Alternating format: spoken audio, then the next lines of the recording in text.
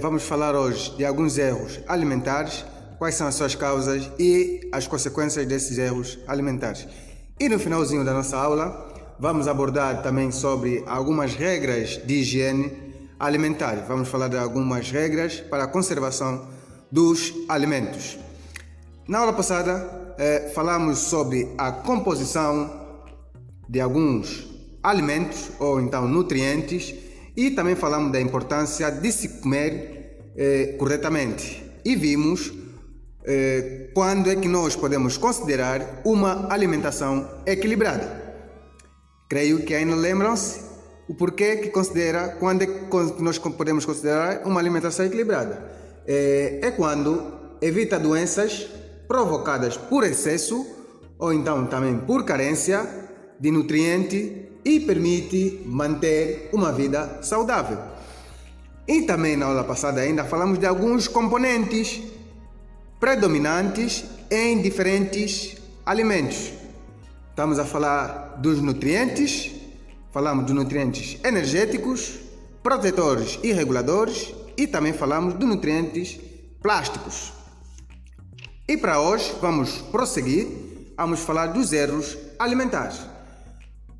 Falando dos erros alimentares, cabe ainda referir de que comer bem não significa comer muito, mesmo que sejam consumidos alimentos de alta qualidade. Acho que os alunos concordam com esta frase. O comer bem não significa comer muito, mesmo que sejam consumidos alimentos de alta qualidade. Ok? Por quê? Vamos aqui falar particularmente do nosso país. Uma boa parte da população em Angola sofre de carência alimentar. Sofremos em Angola, muita parte da população sofre de fome, de carência alimentar. E esta fome pode ser considerada como uma fome qualitativa, em termos de qualidade dos nutrientes dos alimentos, isto porque tem uma alimentação que carece de muitos nutrientes. Então, aí está a primeira causa. Tem uma fome, causa da fome. Sofremos de fome qualitativa, isto porque temos uma alimentação que carece de muitos nutrientes. E este tipo de fome é mais grave no seu conjunto, no seu todo. Por quê? Porque é mais generalizada do que a fome quantitativa. Falta aqui o tracinho no T. A fome qualitativa é mais grave ou é mais generalizada do que a fome quantitativa. Aqui tem a ver com a quantidade de alimentos ou de nutrientes em que nós ingerimos. É bem sabido que existem algumas regiões do nosso país em que a população morre por causa da fome tanto em qualidade como em quantidade. Províncias do nosso país, como a província do Cunene, Cubango, algumas são essas duas províncias que nós podemos citar, mesmo nas Lundas, existe a população carece de alimentos, tanto em qualidade como em quantidade também.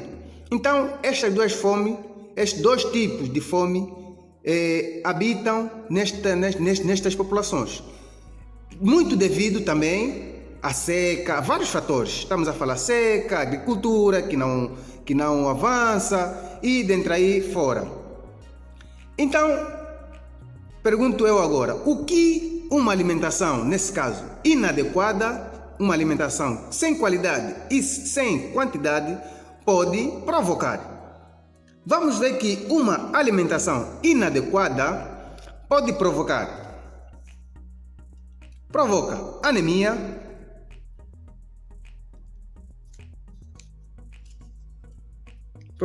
anemia, fraqueza,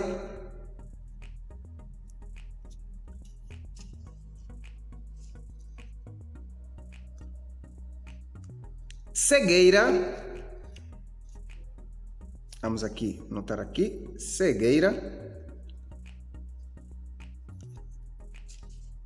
E, em alguns casos, barriga inchada.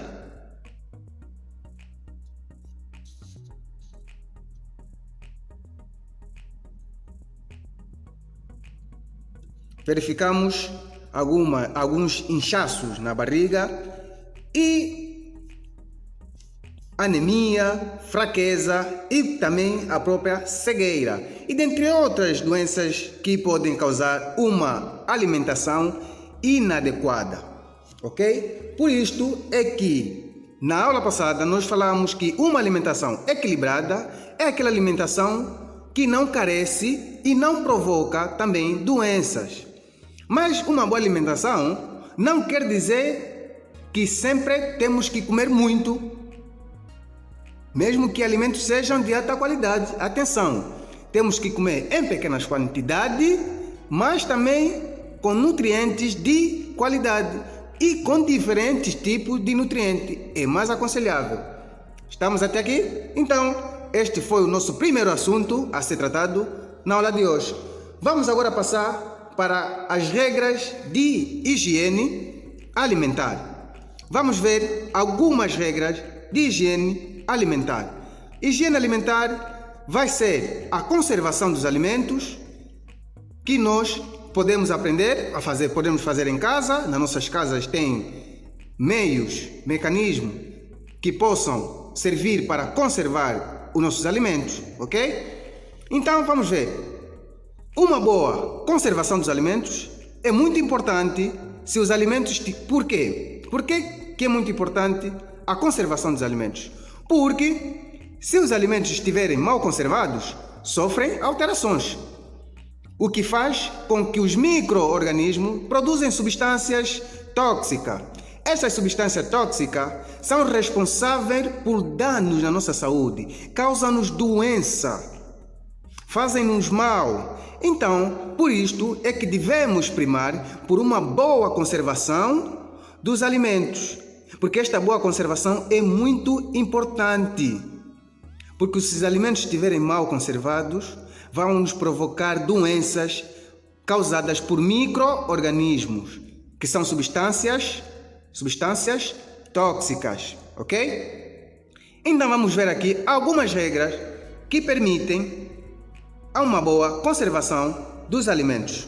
Vamos aqui ver? Ok, vamos lá. Podemos citar no primeiro processo de conservação, podemos citar a salga,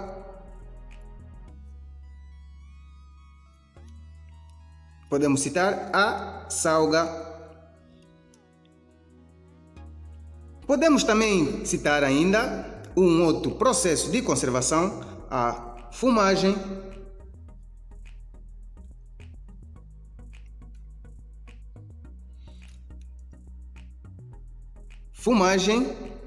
e dentro da fumagem podemos ainda destacar a secagem,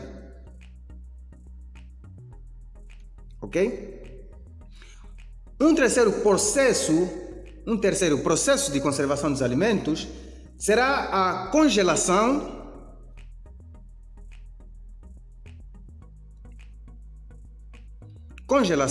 ou também chamada refrigeração.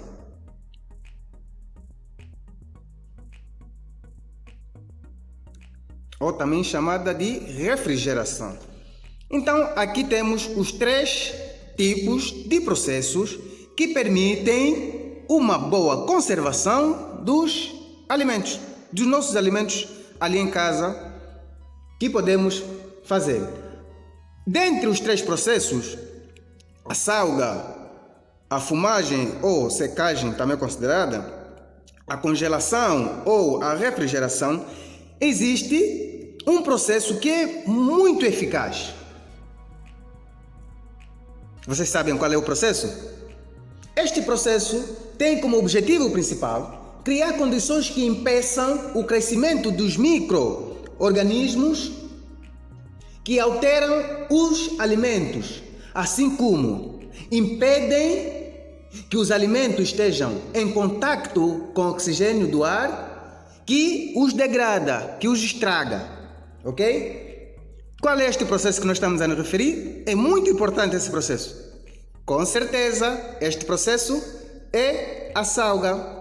É um processo muito importante, evita que os micro-organismos, impede e evita que os micro-organismos alterem ou então estejam em contato com o oxigênio e alterem o alimento, o nosso alimento, quer dizer, degradam o nosso alimento. Eles impedem que os nossos alimentos sejam degradados, ok? Agora, a fumagem e na secagem. Cumpre também com o mesmo objetivo, que é o objetivo também de impedir que os agentes, os vírus, os micro-organismos alterem ou prejudiquem os nossos alimentos. Estamos, né? Agora, a refrigeração, ou então a congelação também chamada, irá impedir a multiplicação dos micro-organismos presentes, permitindo assim o alimento se mantenha próprio para o consumo durante mais tempo. A refrigeração também impede que os micro-organismos presentes,